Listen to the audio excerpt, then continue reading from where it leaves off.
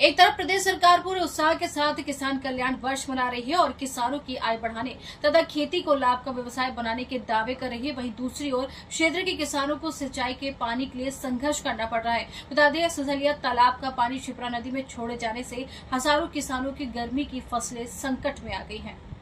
क्षेत्र के किसान मुख्य रूप से नहर के पानी पर निर्भर हैं। किसानों ने भारी लागत लगाकर अपनी फसलें बोई हैं, लेकिन पिछले मात्र 15 दिनों में नहर का पानी 2 बार बंद कर दिया गया। नतीजतन खेतों में खड़ी फसलें सूखने की कगार पर पहुंच गई है और किसानों की चिंता लगातार बढ़ती जा रही। किसानों का कहना है कि फसल के महत्वपूर्ण समय पर पानी नहीं मिलने से उत्पादन पर गंभीर असर पड़ सकता है। यदि जल्द ही नियमित सिंचाई व्यवस्था बहाल नहीं की गई तो हजारों एकड़ भूमि की फसल प्रभावित होगी और किसानों को लाखों रुपए का आर्थिक नुकसान उठाना पड़ सकता है। पहले से ही बढ़ती लागत, महंगे बीज, खाद और कृषि कार्यों में खर्च से जूझ रहे किसानों के सामने अब सिंचाई का नया संकट खड़ा हो गया। सवाल बड़ा है कि प्रदेश में किसान कल्याण वर्ष मनाया जा रहा, तब किसानों की जीवन रेखा माने जाने वाले सिंचाई जल के खेतों तक पहुंचने के बजाय अन्य क्षेत्रों में क्यों भेजा जा रहा है।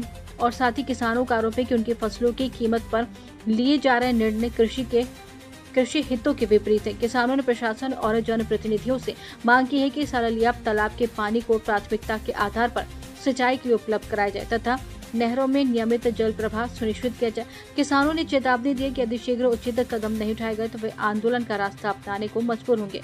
वहीं किसानों का कहना है कि सरकार के किसान हितैषी दावे तभी सार्थक होंगे जब खेतों तक पानी पहुंचे और किसानों की मेहनत को बचाया जा सके, अन्यथा किसान कल्याण वर्ष केवल कागजों तक सीमित रह जाएगा।